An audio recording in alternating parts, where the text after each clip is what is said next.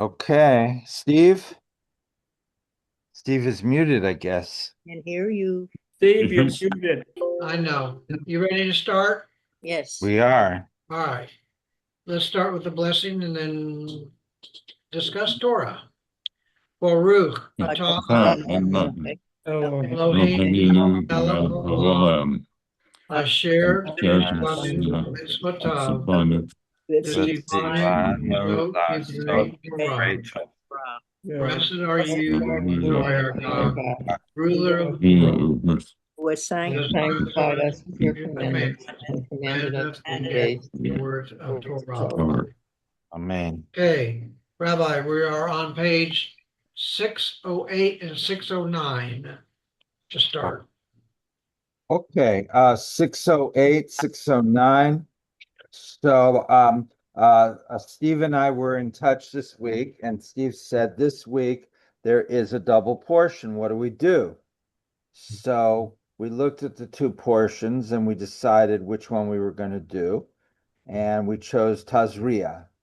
So Tazria and Metzora come toward the end of the book of Leviticus, and they're both, it's traditional to put them together because they're both relatively short, moderately short, and um, they're quite different. And we'll see that the Tazria talks about the issue of purity and childbirth and other related and some not related questions.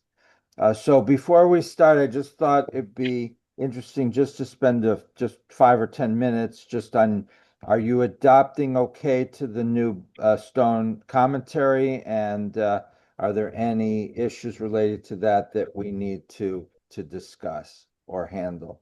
Richard. Well, you know what I do is I go to our old one, Harvey Field, and I read it, and it gives me a very nice, high school educated idea of what's going on, and then we read this, so it helps me a lot. I don't know if anybody else does it like I do.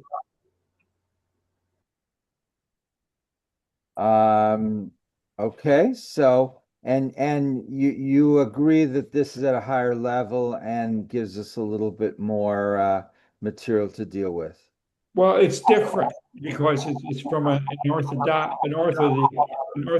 standpoint.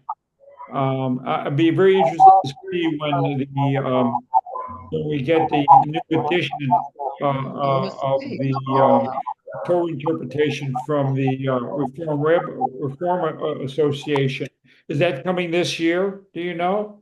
Well, we have one portion that I sent you to Steve. Steve, you received that from me about 6 or 8 weeks ago.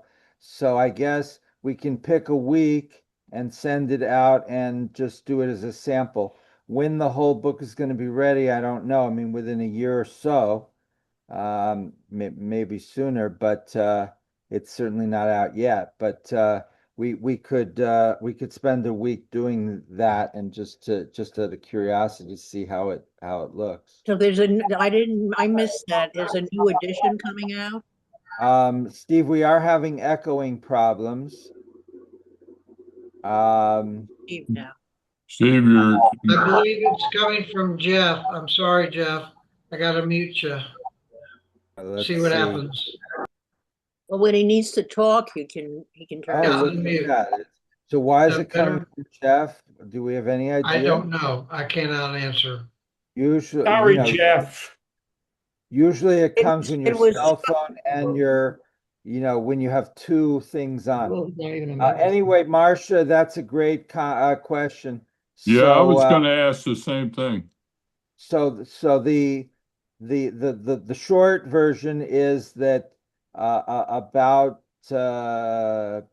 80 or 100 years ago, Chief Rabbi of the British Empire Hertz put together the first one-volume Chumash, it was called, and we still have copies of that floating around in our sanctuary. And ever since then, the different movements all made their own one-volume Bibles, just the five books of Moses with a little commentary for primarily for synagogue use. And the Reform movement made one, which was edited by a German rabbi who then was in Canada, named Rabbi Plaut. And I have copies of that, and it was not very good. It didn't have much. In contrast to this, it had very few rabbinic stories.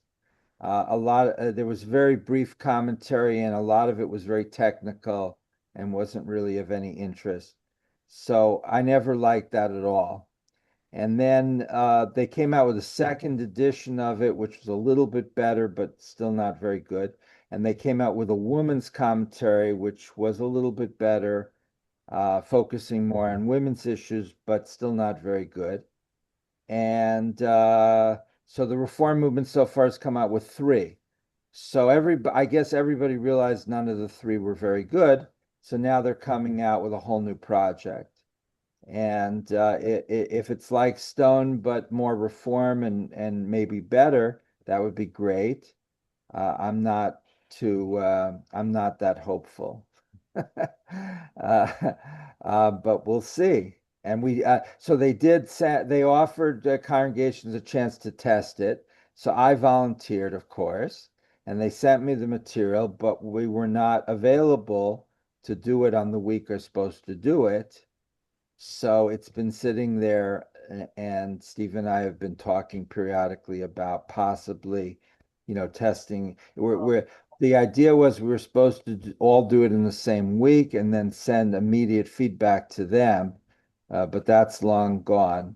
But we could test it out for our own purposes at any time. Marcia?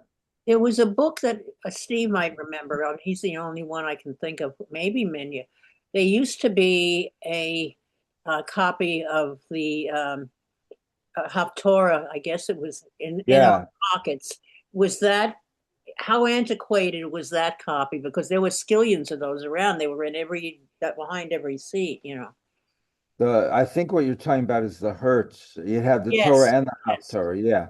And that was the original one. That was he was an Orthodox rabbi, and he he didn't write the whole thing. He collated, he collected it from various British rabbis mostly, but then he took credit for the whole thing.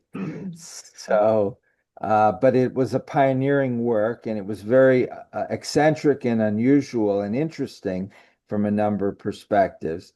He tried to engage with modern scholarship primarily in order to refute it.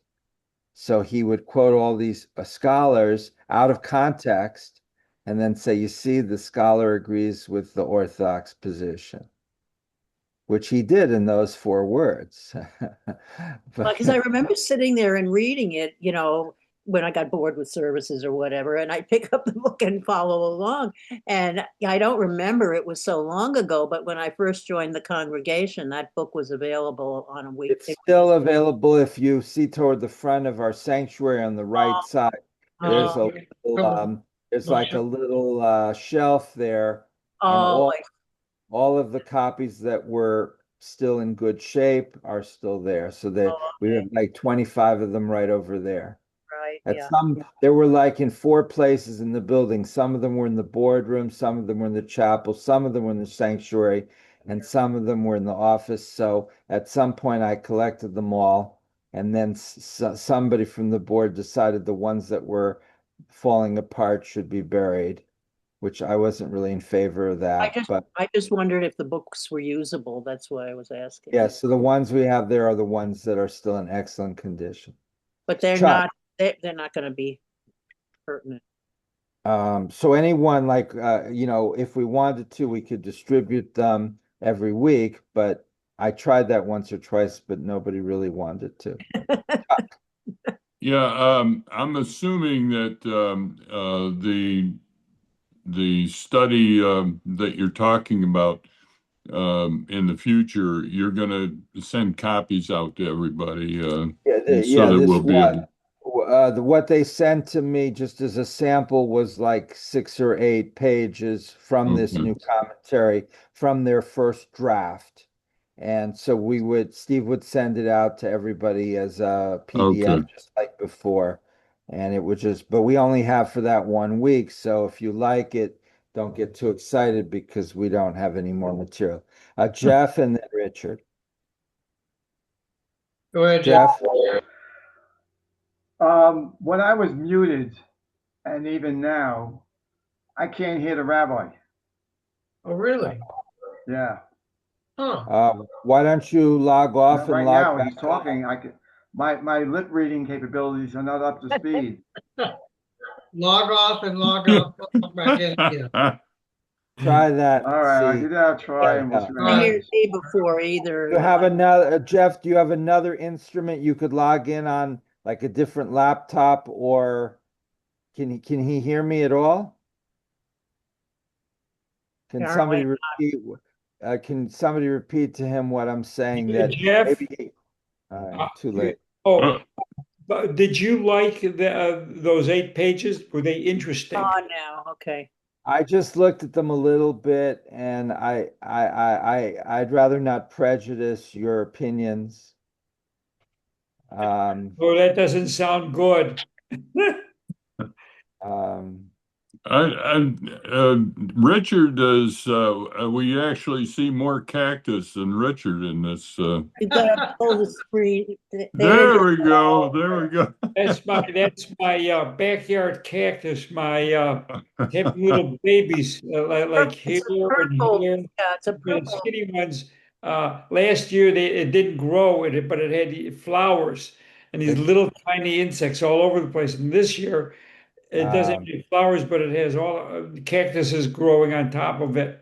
Mine Right, has- other- mine I has was gonna say how painful it was sitting on those cactus this Oh morning. yeah, it hurts like hell. Other Yeah, Sort of look like at me. skin lesions. I have Other yellow comment. flowers on mine. Beautiful this year, actually. We lost Jeff. He'll He come was back. logging back on again.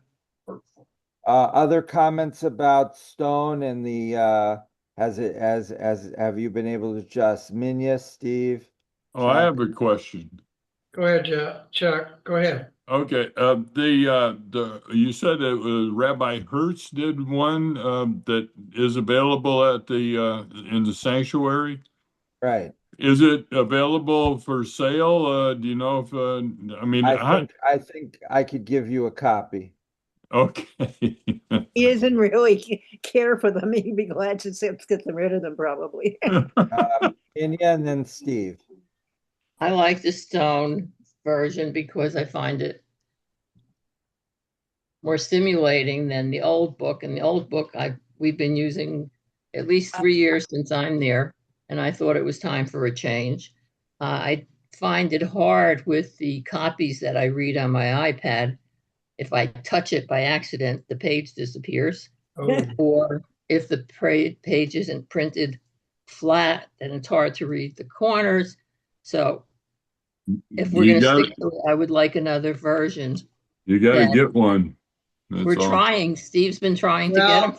the problem is we don't have enough people interested in buying the book to get the, You can add my name. So okay. Chuck, where did you get yours? I just bought mine from Amazon. Steve, why don't you send out the information for the guy that sells them direct, Okay, and everyone can just buy direct from him. It may Well, be like 10% yeah, more. You don't get the discount, yeah, group the, discount, but it makes just a couple bucks different. the I diff- Okay, There he welcome is. back, Jeff. Here Can you. you hear me now? Yes, I can.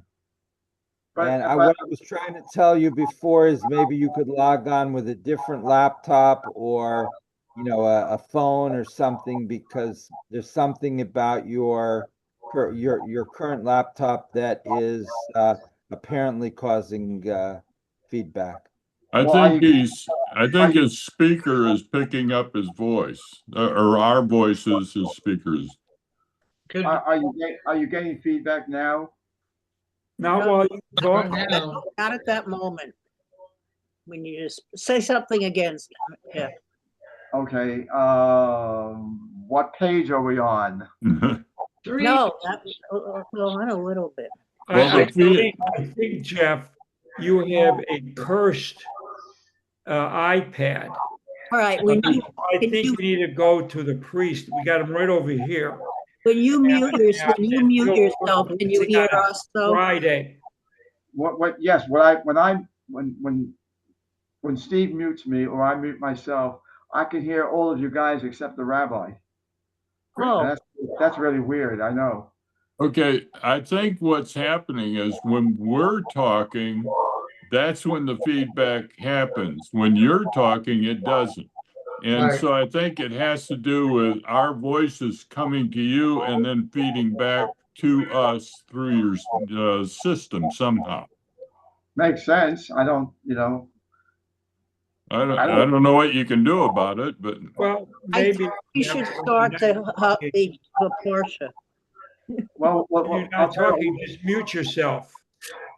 Okay, you want me to move you? Blah, Yeah, when you're not talking, mute. Let's try that and see what happens. All right, I'll mute myself right now. All right, Let's see. all right. There we go. Okay. Much better now? yep. I think it's Okay. time that we start doing this stuff. It's already almost 20 after. Well, I was just gonna make a comment about the stone Kamash, or the stone edition. I like it also. I think it gives it a different perspective than what we were having, that we used before. And it's a little, not as elementary. Oh, And Yeah. I thought when I first used this in Georgia that I wouldn't like it because of its Orthodox slant, but I find I enjoy kind of arguing with him. So yes, Marcia. and I'll be quick. So I think also we've been arguing with Harvey Fields the last few weeks that we were using him. And, we got a little annoyed with the stance he was Right. taking. And so this is a fresh approach. And even if we only use it for a year or two, something like that, it still would be worth, the experience. And I emailed Harvey to ask him to write an updated version, and he just refuses. He's no longer with us. Did it go to heaven? I don't know where the email ended up, but He's up there with Elijah. Probably took it up by Jacob's ladder. Yeah.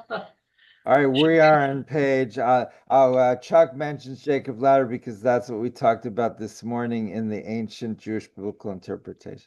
Okay, page 609, Parshat Tazria, about childbirth and impurity. Who would like to read?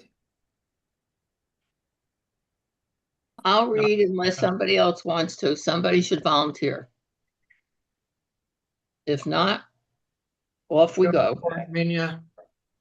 Hashem spoke to Moses, saying, "Speak to the children of Israel, saying, when a woman conceives and gives birth to a male, she shall be contaminated for a 7-day period, as during the days of her separation infirmity shall she be contaminated. On the 8th day, the flesh of his foreskin shall be circumcised. For 33 days she shall remain in blood of purity. She may not touch anything sacred, and she may not enter the sanctuary until the completion of her days of purity. If she gives birth to a female, she shall be contaminated for 2 weeks, as during her separation, and for 65 days she shall remain in blood of purity. Upon the completion of the days of her purity for a son or a daughter, she shall bring a sheep within its first year for an elevation offering, and a young dove or a turtle dove for a sin offering, to the entrance of the tent of the meeting, to the Kohen. He shall offer it before Hashem and atone for her, and she becomes purified from the source of her blood. This is the law of one who gives birth to a male or a female.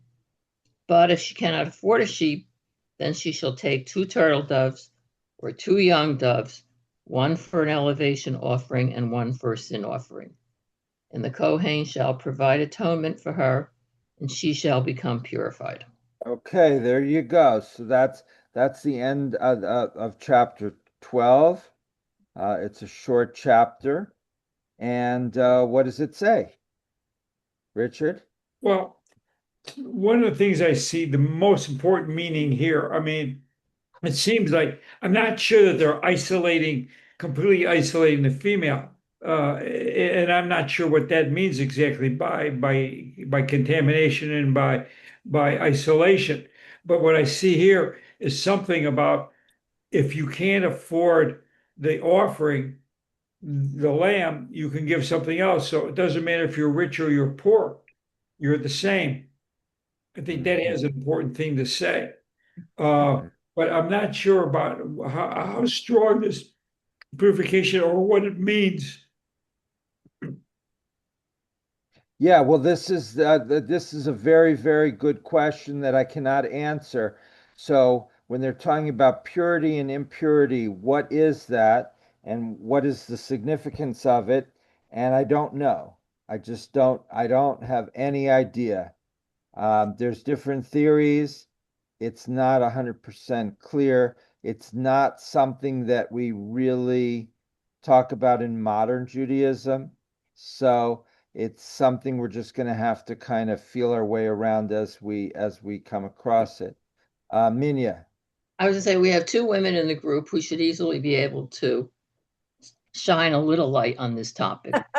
Apparently, when women menstruate and there's blood, they're supposedly unpure.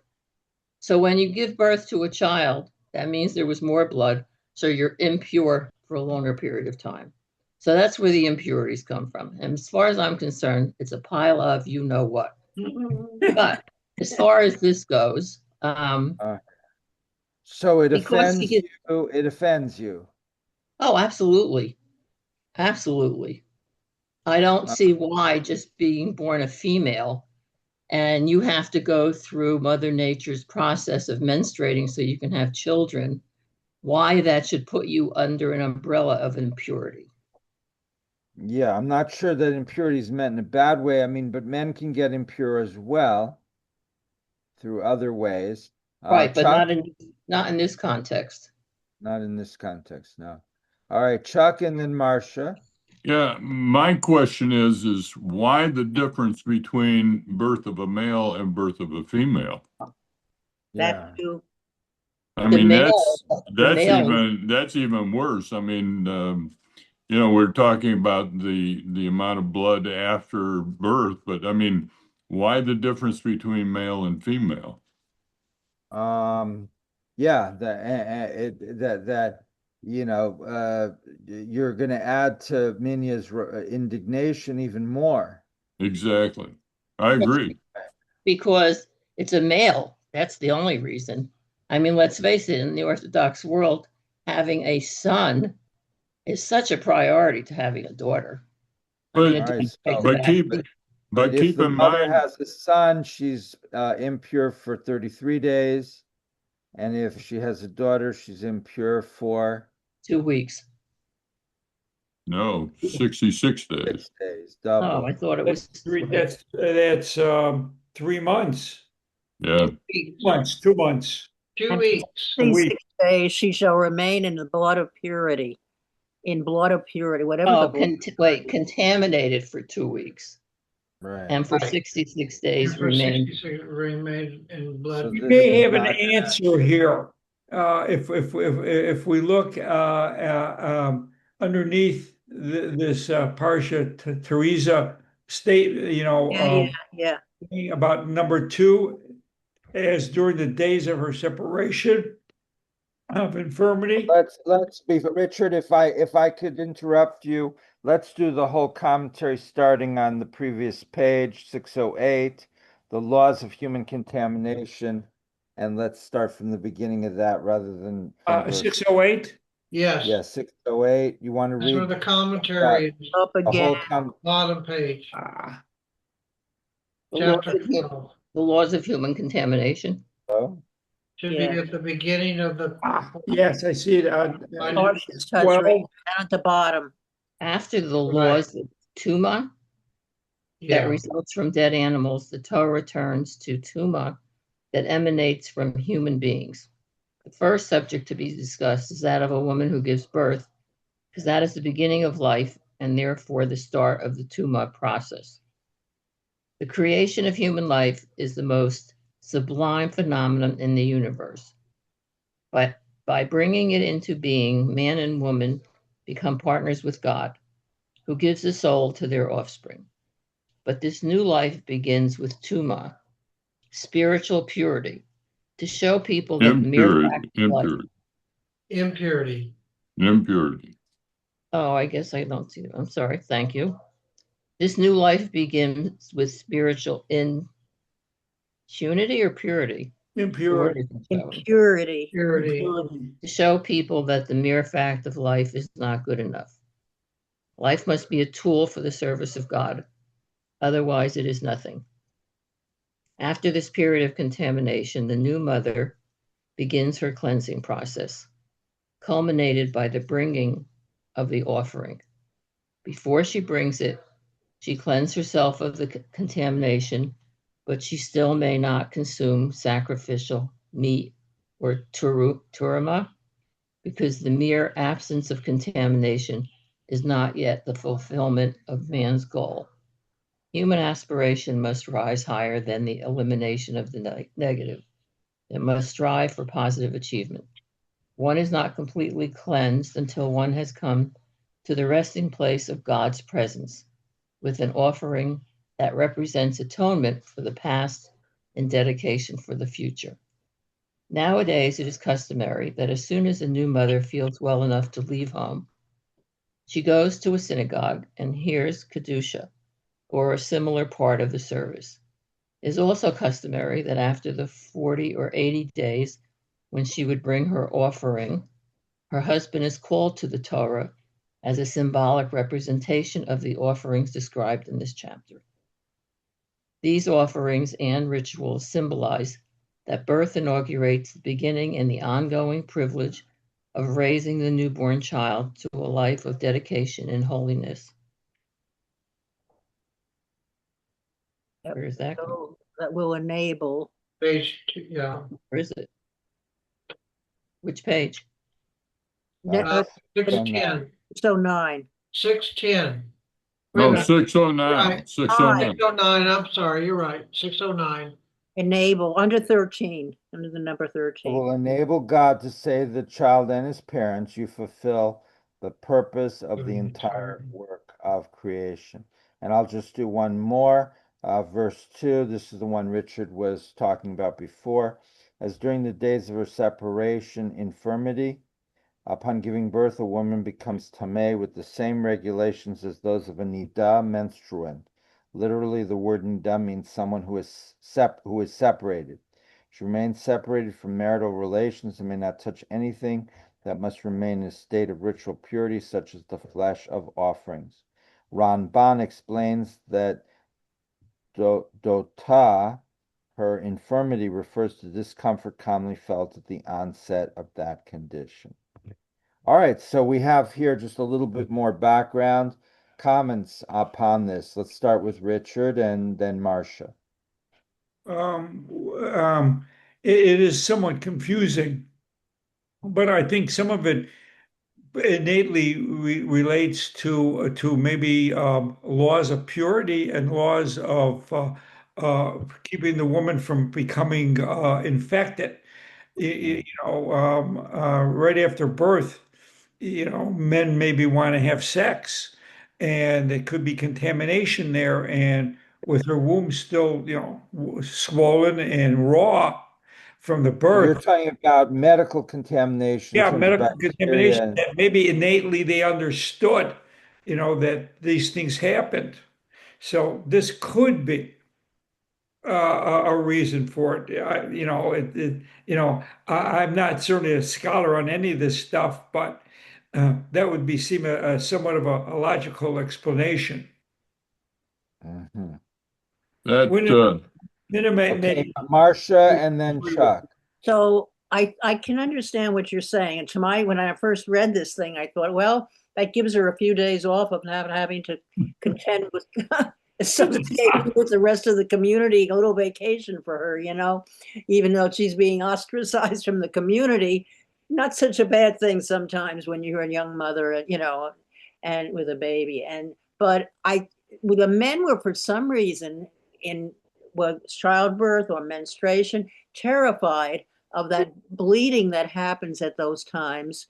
And to them it's bleeding without an injury, and it's mystical, and they can't figure this whole thing out, and she doesn't die from the bleeding. And so they have to make it somehow. They made excuses for trying to justify this, and so they set her aside for whatever time, etc., like they would do during a menstrual period, and a similar thing with different numbers of days, whatever, during after childbirth. But it is kind of uh, uh, it's in a nonsensical in a way, and I agree with Minya totally. It's and there's no reason for it, truthfully. Okay, Chuck. Yeah, well, I find a problem with the difference between the male and female, that the time difference. But beyond that, you have to remember, in those days, death from childbirth was very, very common, and it wasn't necessarily death during childbirth; it was death immediately following childbirth. So the belief that a woman had to have some time to heal stands to reason, and you sort of pick arbitrary days for that healing to take place. I see nothing wrong with this. I wonder why the circumcision is inserted into this area, but maybe it's because the male gets only 33 days, where the female gets 66. Maybe that makes up for it, but I don't know.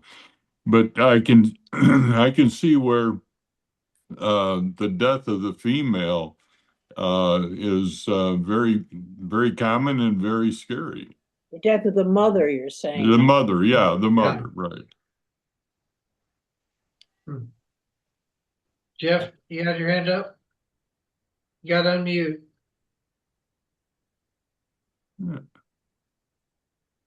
Okay, I think what they're trying to do is they're trying to find some kind of scientific reason for identifying maybe there's a disease. They don't understand it. I mean, they're not scientists, they're not doctors, but they're seeing this mystical event of menstruation all happening, and they're seeing it through the eyes of religion.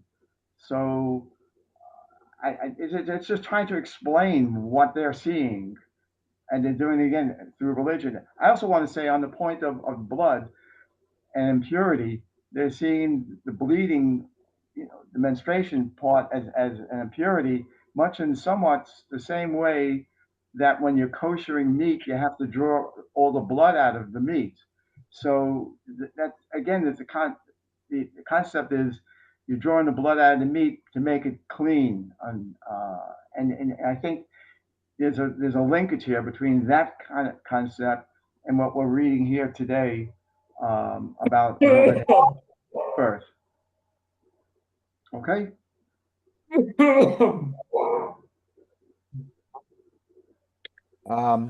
So the issue of the blood is something we're going to have to talk about, on an ongoing basis. So we're not going to be able to figure it out in its entirety today. Does this make Amelia? I just wanted to add that the idea of the impurity, I guess, is what sets me off a little bit, because to this day, the Orthodox community, as modern as they might have become, or as much as they might have learned from medicine, one of the reasons that you cannot shake hands with a woman is, heaven forbid, she has her period and you shake her hand, then you're going to be impure. So if you believe that, That's what the Orthodox will say. So if you Now, believe that, you still haven't learned that it's just a matter of nature and it's nothing to be afraid of. Now, impurity is mostly in terms, as I understand it, in terms of the temple. When there was a temple, you couldn't go to parts of the temple if you were impure. Since there's no temple, the issue of impurity should therefore not be relevant anymore at the moment. So it's very puzzling. And what exactly constitutes purity and impurity is something that, and what the reason for this is, if there is a reason, something we would have to investigate further. Okay, Jeff. Just to follow up on what Mina mentioned about the not touching a woman, it applies not just to whether she's menstruating or not. It's a matter of you don't touch a woman because there's a temptation factor in there. So that's why you don't shake hands with a Rebbitzin, an Orthodox Rebbitzin, because in their thinking there's a temptation factor that you're touching her hand. So And that would be all women, not just the yeah, Rebbitzin. right, exactly. I got to tell you, I've met the Orthodox rabbi of the area over at, I think it was Fashion Square. And I was sitting with Harvey Millman I wasn't, I had left the table, come back, he's talking to this guy and outside in Nordstrom or something like that. And I don't know what possessed me. My brain didn't kick in. I reached my hand out to shake hands with the guy. I thought he was going to pass out on the spot, like that. And I realized what I'd done, and I'm sorry about that, But they are so stringent about that whole thing, they really This are. is something I don't understand, because the way I was explained to me, when I was little, is that an Orthodox rabbi, if a woman puts out her hand, he is supposed to shake it so as not to embarrass her. Oh, he embarrassed me. Because as I said, the issue of purity and impurity is only relevant if there's a temple. So it's just a theoretical issue at the moment. So if a woman understands she's not supposed to shake hands with an Orthodox rabbi, that's great. But if she doesn't, he's supposed to shake hands and then maybe casually mention, "No, next time let's not shake hands." Steve. Okay, we're also missing another law about the bris, which is on Right. verse 3. On the Jeff, eighth day, the flesh of. can you mute? I'll Jeff, mute you. There we you go. have another, can you log back in under your phone or something? No, that won't work for me. Okay. Well, if we mute you, then we are good. Otherwise, and then when you want to say Maybe something, you could ask some tech friend to figure out what's going on there. Now he's muted. you gotta unmute now. Go ahead, Jeff. Oh, I didn't do it. You remute it. I didn't do all it. right. Wait a minute. There we go. No. Okay, Steve, back to you. Okay, well, I'm saying we're missing another important part of this portion. In verse 3, on the 8th day, the flesh of his foreskin shall be circumcised. That's the bris, and Right. it's still even in Reform and other sects of Jewish religion, is still observed. Right. Mostly. Mostly, yes. There have been efforts by certain people to try to see if they could do away with the idea of the bris in Reform Judaism. And this is not just a modern thing from the last few years, but from the beginning of Reform Judaism. I think Abraham Geiger, one of the leading founders of German Reform Judaism in the 1830s or 40s, called circumcision a barbaric rite and presumably was against it. But of course, it's so well, established in Jewish consciousness, it would be very hard to get rid of it. The What original, doesn't it, Rabbi, yeah, doesn't it have, it doesn't it, we've discovered that it's a healthy thing too now? right. Right. So this was 1830s, 1840s. Today, it's seen more positively again. So I think circumcision has its ups and its downs, depending on No pun different intended. other, other factors. Yes. I'm glad you find that joke funny. Uh, Well, it is also being um, done in hospitals to males who are not Jewish Right, right. because of the health issue. Right. um, right. I don't know what the policy is now, but I know that when I was born, it was routinely done to all males. But of course, the big difference would be that in an American hospital, it would be done in the second or third day before the child was sent home. And in Judaism, it's done on the eighth day. So that was not going to work for the hospital system because not going to keep a kid for 8 days in the hospital when he only needs to be there two. Um, and so when I was born, for example, they circumcised me, I think, on the second day in the hospital. And then on the eighth day, they had a rabbi from the synagogue, Stephen Wise Synagogue in New York. The assistant rabbi came to the house and they had a blessing, on the eighth day. But no circumcision because that had already been done. And so that was I guess, how that was a standard practice at the time, I guess, in Reform communities. They Um, didn't, Chuck, Chuck. yeah, they didn't nick the skin to draw. No, That's right. Hatafat Brit, that was only an Orthodox thing. So no, they didn't Oh, do okay. that. I mean, the Oh, rabbi would have been, he doesn't want to get involved in anything medical. And so they would have had to have a nurse or something for that. So that would make it a little bit more complicated. Okay. Uh, and I don't think people in reform context would have thought that was necessary. okay. That's what happened in our house. My son was adopted, so he was circumcised in the hospital. We had a bris on the eighth day. The rabbi, Mhm. as you said, nicked his penis just to draw some blood so that it was officially done on the eighth day. There was no Mhm. nurse or anything there, but my crazy brother-in-law at the time was Orthodox, and he insisted that the mohel did it that way, so that it was on the up and up. And that's the halachic practice. So your brother-in-law was not making this up.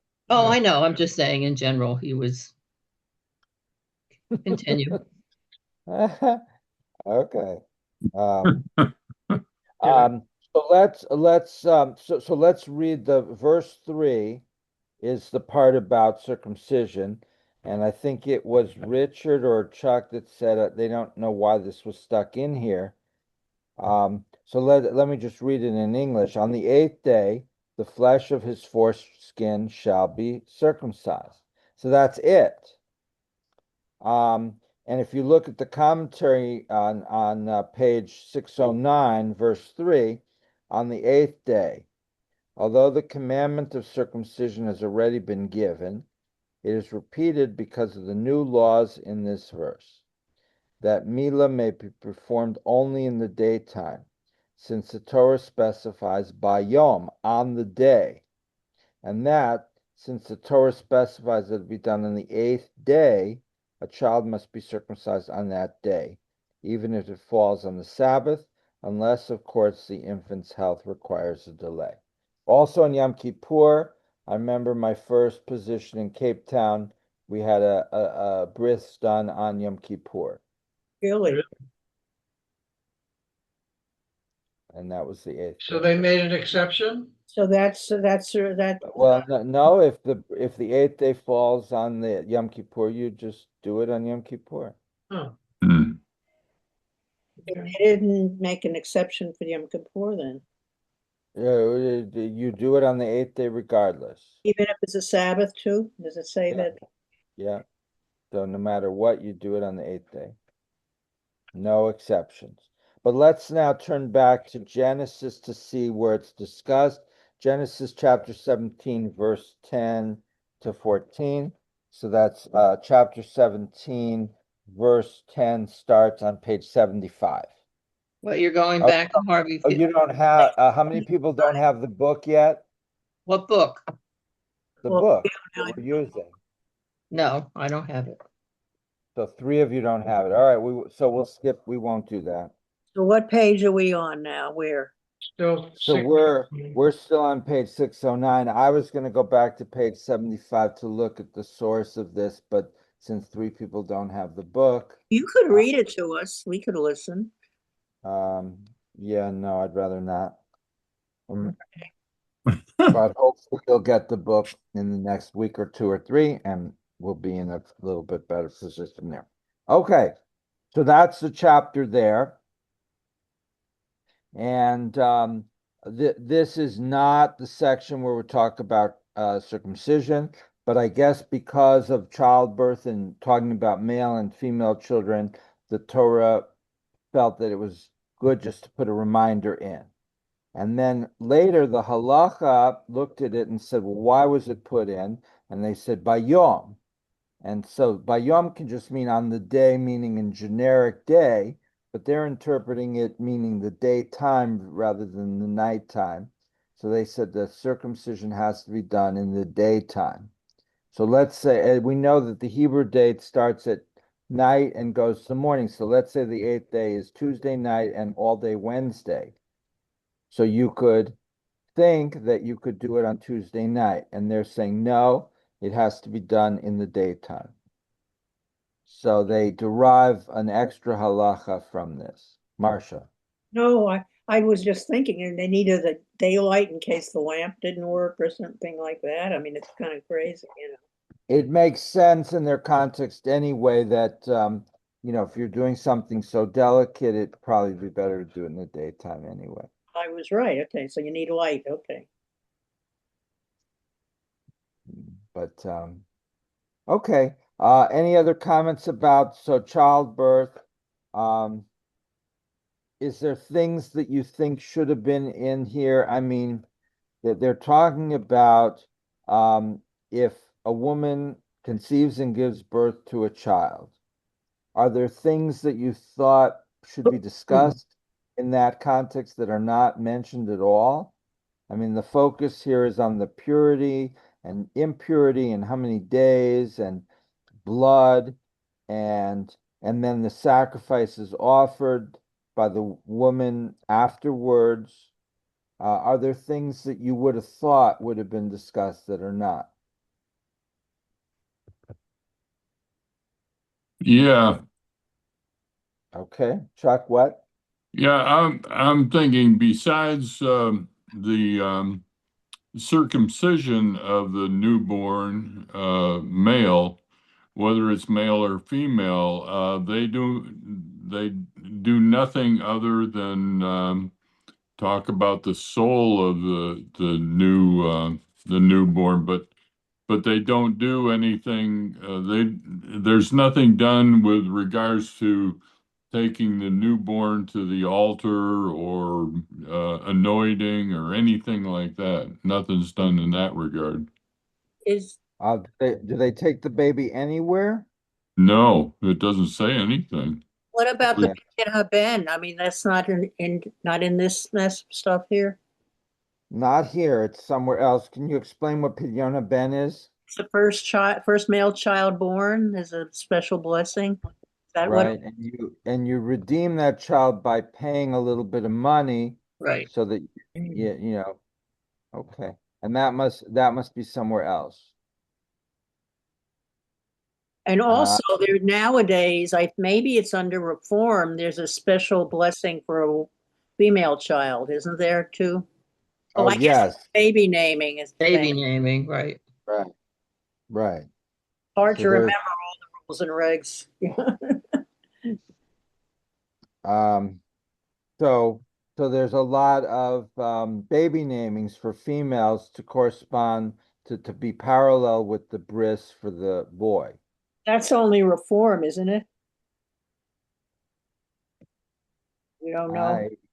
I mean, the Orthodox do something, but But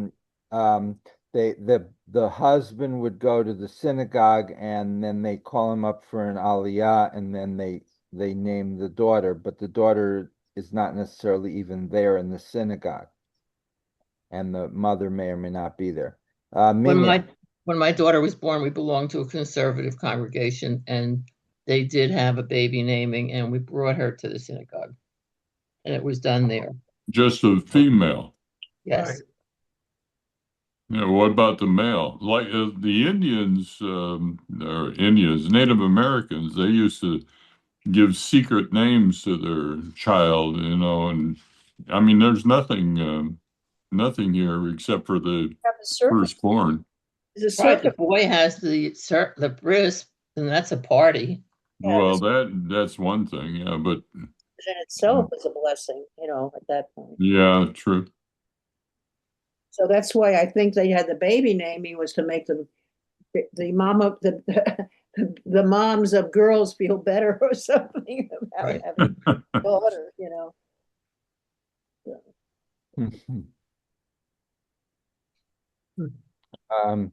do we Steve, move any on? comment?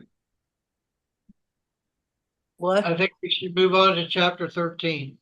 Okay, so now we're moving on from the childbirth and children to leprosy. Okay, So you page could Wow, what a page change. 609 at the very bottom, and so then we'll go to 611 to continue reading there. the laws of Taras. No. Torah, we shouldn't- yes. Yeah. Yeah, all right. Is But that where first, you- we're reading in the text before we're not gonna read the commentary first. We're first reading the Oh, text. okay. So in 13, we're on the top there. Okay. Which, Right. Okay, who'd like to read? Want me to read? go Yeah, ahead. Okay. Hashem spoke to Moses and to Aaron, saying, if a person will have on the skin of his flesh a Wait, sais, Wait, where is that? sais, Where are you reading? Where are the flesh? Where's that? What Page page? 611. 6, 11. 11. oh yeah, 611. I'm Got it. Okay. Yeah. Okay. okay. We all there? Yes. No, yes. No, If a I'm not. person, Yes. if a person will have on the skin of his flesh a sais or a sapakis or a baheris, and it will become a tzaras, affliction on the skin of his flesh, he shall be brought to Aaron the Cohen, or to one of his sons of Kohanim. The Cohen shall look at the affliction on the skin of his flesh. If hair in the affliction has changed to white, and the affliction's appearance is deeper than the skin of the flesh, it is a tsaras affliction. The Kohen shall look at it and declare him contaminated. If it is a white baheris on the skin of his flesh, and its appearance is not deeper than the skin, and the hair has not changed to white, then the Kohen shall quarantine the affliction for a 7-day period.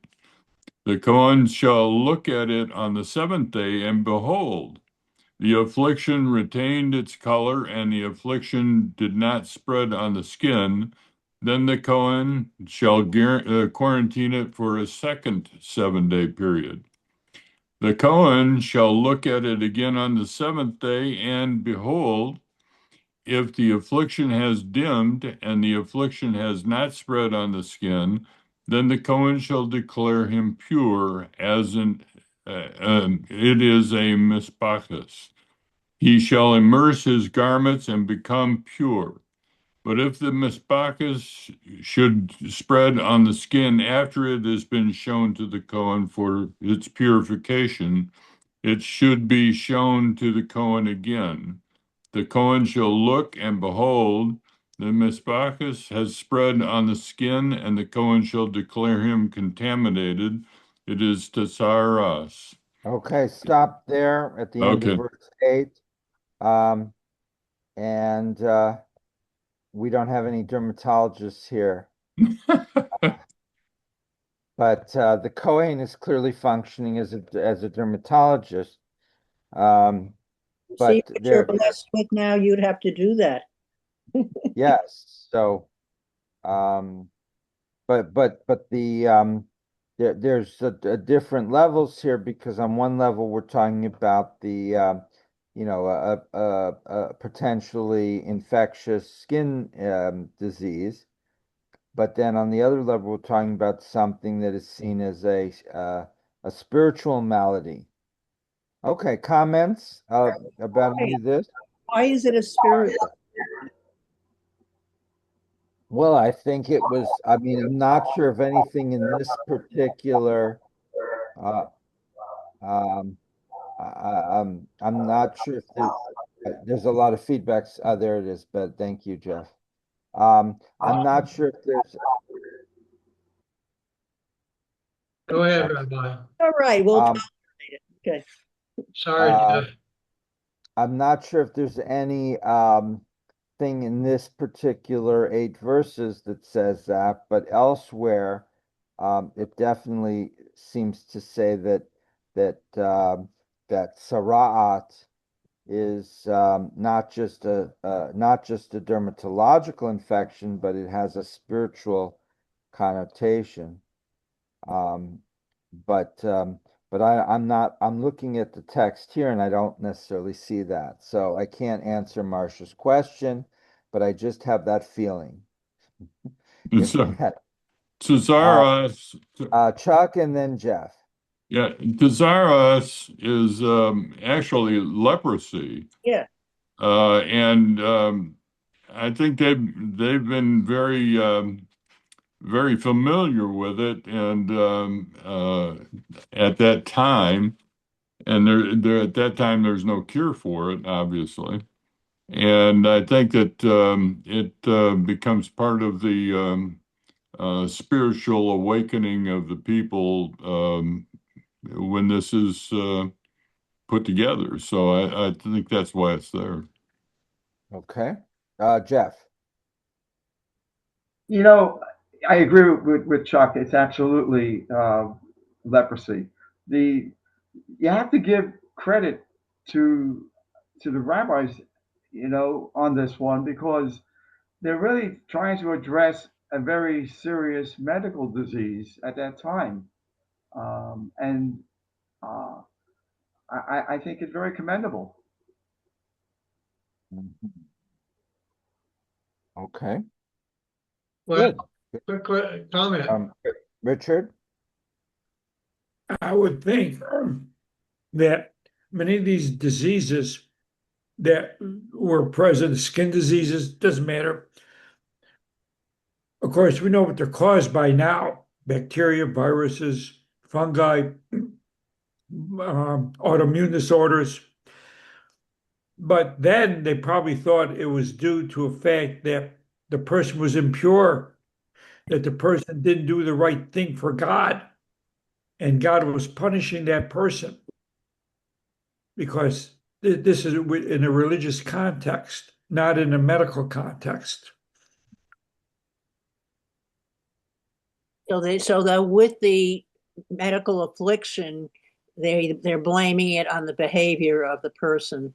Right, the person was not pure or did something bad, and so God's punishing them. And so you amend yourself, and then you have to take care of your impurity, and then you have to go get a sin offering because you sinned. All right, we're going to go back to the commentary now on page 609 on the right side, the laws of Tzara'at. Just to give you a little bit of background, what it's referring to. It's quoting Rabbi Hirsch. This is Samson Raphael Hirsch, who was a German Orthodox rabbi from the earlier part of the 19th century. So Samson Raphael Hirsch is considered the founder of neo-Orthodoxy in Germany. And so he's a very important thinker in certain circles. In college, he was friendly with one or more of the founders of the Reform movement. And so, but over the course of time, they went in very different directions. So we're in chapter 13 in the bottom right corner on page 609, and then we'll follow that on to 610. 609, Anyone, bottom right. Chuck, did you want to read? I'll continue reading, but I have a question. Is that the same Hertz we were talking about in the No, this is Hirsch. Hirsch. Okay. The one we were talking about is Hertz, Joseph Hertz, Okay. Hertz. So Hertz was an Anglo. I think he may have been American, but he went to Jewish Theological Seminary in New York, where he became a rabbi, which became later the conservative movement's rabbinical school, but at the time it was still Orthodox. This is in the 1880s or so. And then he became eventually chief rabbi of South Africa, and then he became chief rabbi of the entire British Empire. Wow. It was in the Oh, job as okay. chief rabbi of the British Empire that he realized that none of the synagogues had a book. You know, when they read the Torah for 45 minutes every Saturday morning, there was no one volume Hebrew English book with the Haftorahs, because then they would read a selection from the prophets. And so this is a need that he felt had to be filled. So he put one volume together with the entire Torah, so you could follow the Torah reading Hebrew and English, and then he put at the end of each parsha the Haftorah from the prophets, just 1 or 2 pages, what it was going to be read. So it was specifically designed for synagogue use, because so there'd be just like from Isaiah chapter 41, and that would be it, in one place, but it was exactly what was needed in the synagogue. And then he added a commentary as well. Here, Hirsch is probably a little more orthodox than Hertz. And more of a thinker, a theologian, rather than a practical rabbi. But both of them have writings. Okay. You ready? Okay. Yep. Okay. Bottom of page 109 in the right-hand corner at the Right. bottom, chapter 13, the laws of Tzara'at. The laws of Saras. For hundreds of years, the popular translation of Tzazaras has been leprosy, and it is commonly accepted that prevention of the disease's spread was the reason for this quarantine of a suspected victim of Tzazaras and the exclusion from the camp of a confirmed Tzara or Metzora. The person smitten with the malady, Rabbi Hirsch, demonstrates at length and conclusively that both of these notions are completely erroneous. Very brief. Whoa. Yeah, really. You want me to keep going? Yep. Okay. Very briefly, he shows that the symptoms of Tsaras, as outlined in Sidra, are far different from those of leprosy. Furthermore, if the reason for the Metzora's confinement is to prevent contagion, then some of the laws enable God to say to the child. No. Some of the laws, page 610, would be ludicrous. Okay. 610. Oh, that's right. I'm reading backwards. I am turning Hebrew. 610, 610. I'm turning the page. bottom of the page. Would be ludicrous. Yes, there you go. There, okay. For example, if the malady covers the victim's entire body, he is not tamai. But if Tamei meaning impure. okay, but if his skin begins to heal, he becomes tamai. In the case of a house that is afflicted, the Torah prescribes that before the house is pronounced tamai, all its contents should be removed, because they would become contaminated if they were left inside at the time of the pronouncement.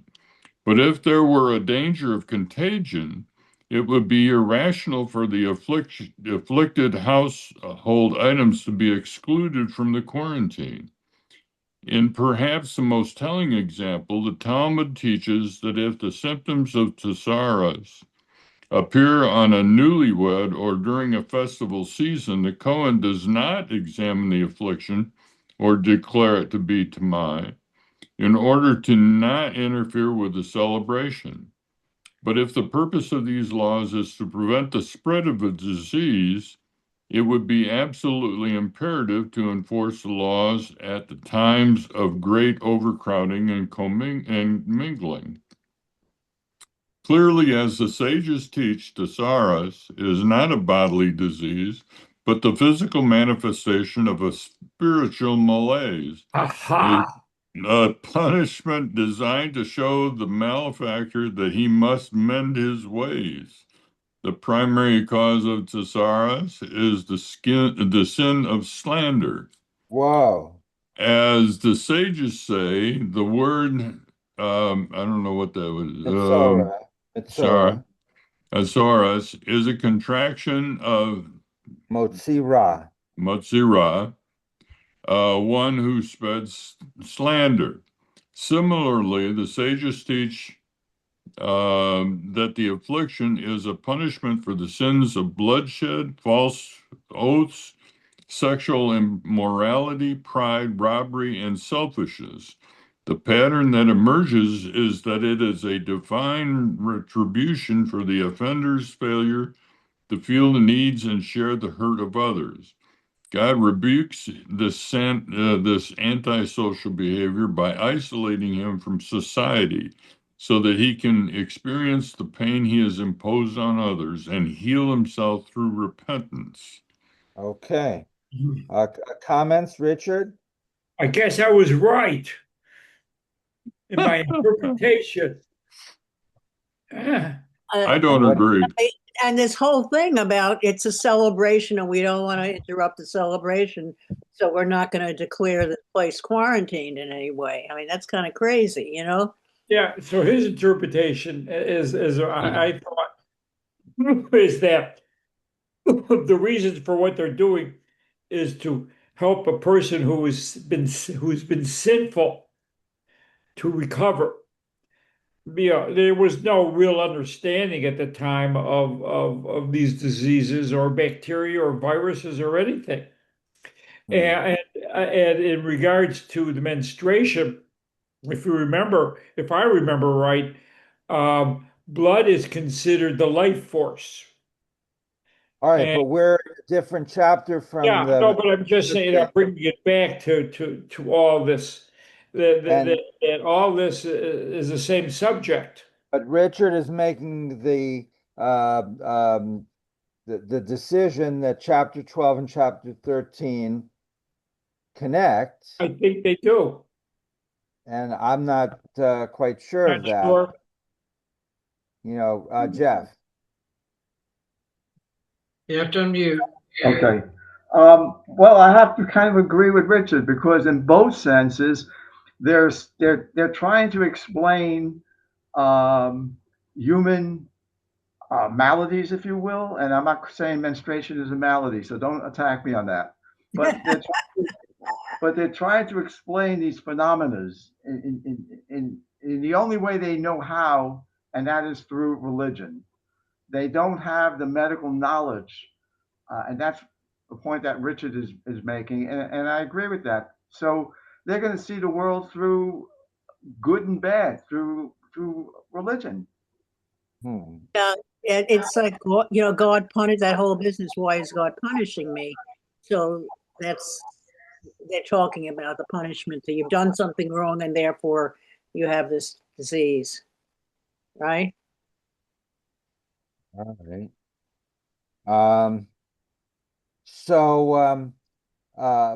But on the other hand, just to play devil's advocate a little bit here,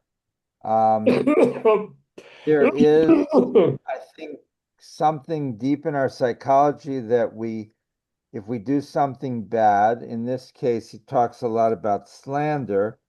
If you say really nasty things about someone and your ears turn orange, you kind of think, well, it must have been because I said all this nasty stuff. There's something in our emotional makeup that we kind of, it's almost reassuring that if you say bad stuff, your ears will turn a funny color, right? Doesn't that, am Guilt. I the only one that You're talking sees about sort guilt. of, yeah, it's guilt, and it's, we kind of like the idea that God might bring an appropriate punishment, that stigmatizes us for something we know we did, but which is not a visible, there's no visible evidence of it. Chuck. Yeah, I take issue with the idea they might have put a divine um, uh, slant to this thing, but I still think that what they're discussing is leprosy or a form of leprosy, because leprosy is the initial symptoms of leprosy are a whitening of the skin. And they might have treated this as divinely inspired punishment for sin, um, because back at that time they still had those thoughts. But and sometimes leprosy doesn't totally manifest itself in the beginning. It comes and it goes and comes back, and then maybe gets worse. And they're looking at it from the standpoint of, okay, you look at it, and if it continues that way, then we take and send you away. But for and I just think this analogy that it's something different is just wrong. I think it's an excuse, a divine excuse, but it's still wrong. Um, so you think the interpretation presented here is excessively pietistic? Yes, I would say that. For from the standpoint of well, I don't know, when was this written? This Well, analysis. well, Hirsch wrote it 150 years ago, 160 years ago, 170 years ago. So it's not Okay, that long. well, and he was Orthodox, Right. so he's going to take a very conservative view of the Torah and what it says. And he's going to look more at the conservative side. And even 150 years ago, I don't think it was treatable at that time or curable. Right. Till some Uh, antibiotics came in and that kind of stuff. Right. Yeah, that didn't come till Richard, the Richard, 20s and Richard, 30s. Richard, when did they know about bacteria? Can't You're hear. muted. You're muted. You have to unmute, Richard. Unmute. There you go. We didn't come around until I think around 1800 or so. It's later than 1800. Leo, So, I think, who maybe even earlier. I Leo think it was later. I right, think it was late was 80s. a lens grinder from, was it the Netherlands? It was the first to probably see bacteria, Was his name Fleming? but let me just check and see, 'cause I'm not sure. Yeah. when did scientists discover the idea of bacteria? I'm asking Claude. Who's Claude? Claude is like ChatGPT. Buddy. All right, so 1670s, Anthony It's the van 1876. Leeuwenhoek, Yeah. Leeuwenhoek. Dutch tradesman and self-taught scientist, was the first to observe microorganism, which he, with his handcrafted microscope around 1676. He saw tiny living things in pond water and dental scrapings. These are almost certainly bacteria. And then in the early 1800s, the term bacteria was coined by the German naturalist Christian Gottfried Ehrenberg in 1838. And then in the 1850s, 1860s, the germ theory, Louis Pasteur and Robert Koch were the key figures who established that bacteria were not just curiosities, but actual causes of disease. That's where I remember it from. So In 1850s. So we're real close there. So the true nature and importance of bacteria wasn't understood till, around the 1850s or 1860s. So Hirsch was probably before that, a little bit before that. Yeah, it was Robert Koch, who first really monoBacteriologist who really showed that pathogens cause disease. When was he? When was that? He lived in the 1850s, he lived in the mid 1800s, 1850, 1843 to about 1900. Yeah, Okay. around then, because that's when So probably when they he was did in his surgery. 20s, 30s, he first discovered it. Yeah, when they were careful. 1850s.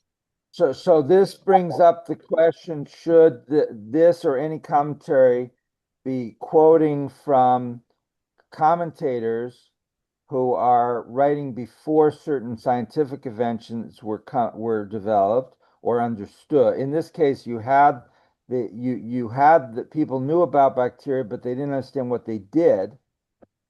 Should you quote from that, when it's obviously an antiquated idea based upon incomplete scientific knowledge, right? So you would think of all the people they could have quoted from, they could quote from somebody later who could take this into consideration, right?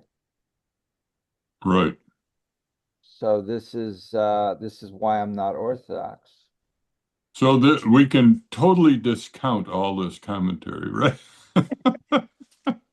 Well, to a large degree, maybe yes, and that's kind of disheartening as well, right? Right. Not But if Orthodox. we take it in context and determine, okay, at the time he wrote this, he was very pious and wanted to look at it as a divination of God acting, then I can see him writing this. But if we look at it now from our standpoint, with the knowledge we have and the symptomology that comes along with leprosy and associated diseases, we can see the difference. Hmm. Um, and at some point, like in verse 6, they talk about a mispachat. A mispachat is a skin disease that's not tzara'at. So they differentiate between different skin diseases. And they basically, according to Hirsch's understanding anyway, the one we're mostly interested in is one which is called by doing bad things. But there's other ones that are presumably simply dermatological problems. So that at least according to Hirsch, it seems that they're aware that there are different types of skin diseases. And they're mostly focusing on the one that they believe is caused by slander. But I like the idea. I like the idea that if people go home for synagogue and say nasty things about the rabbi, that they'll show up the following week with all this white stuff on their skin. No, it is comforting somehow. You'll be able to pick us out, right? Oh, you'll be able to cure him because you're a Kohen and you're a rabbi. Right. That's a rabbi is the equivalent of the priest post 70 CE, right? double Well, whammy. kind of not, but a Kohen was more a ritual functionary, right? So Kohen officiated in the temple, and a Kohen had hereditary status, and a Kohen was part of like a guild, an association. A rabbi is more teacher, has much less or no ritual role in the temple. And even in a synagogue, in a traditional synagogue, let's say an Orthodox synagogue, which may have a rabbi, the rabbi probably doesn't officiate at the services. So on Saturday morning or Friday night, Saturday morning, the rabbi in an Orthodox synagogue will just sit up there on the bima and give a sermon, and that's it. And then there'll be either a cantor or a shaliach tzibur who would lead the prayers. And so the rabbi wouldn't do anything ritual. So it's quite different. In Reform Judaism, the rabbi has become partly a substitute for a Kohen, but that was not the traditional role. Steve, Minya, Jeff, comments? Okay, Marcia, Chuck, Richard. Okay, Richard. Yeah, I just want to say your husband looks good. He's got that neck brace off. Fabulous. Thank you. Yeah. Okay, I think we're going to close down at this point because we have Adult Education Committee at 1:00. How many I people won't here be are there. I'm going going to to go to that? the dentist chair. And I got to drive all the way back to the synagogue for Oh, it. boy. Yes. Well, we're setting up a little Yeah, condo yeah. for Chuck in the synagogue so he doesn't have to spend so much time on the road. I do encourage you to come Friday. We're having a Salute to Israel interfaith service, and we haven't got exactly an overwhelming response from the Christian congregations, so I'm hoping you will come and bring your friends. Friday, 7 p.m. Okay. Okay, let's do the final blessing. Back to you, Steve, for the bracha. Okay, let's do it. Baruch Baruch atah Adonai Eloheinu Eloheinu melech melech haolam, asher asher natan Torah Torah et Aye. haolam v'tav tochen. Baruch Baruch atah Adonai Noten HaTorah. Torah. Blessed is Blessed God, Blessed is my is our Adonai God, our God, God, ruler ruler of of the the universe, universe, who has given us the the seed seed of of truth, truth, planting within us planting planting within within us us eternal life. eternal life. Blessed Blessed is Blessed is is Adonai, Adonai, giver of Adonai, the giver of the giver of Torah. the Torah. Amen. Amen.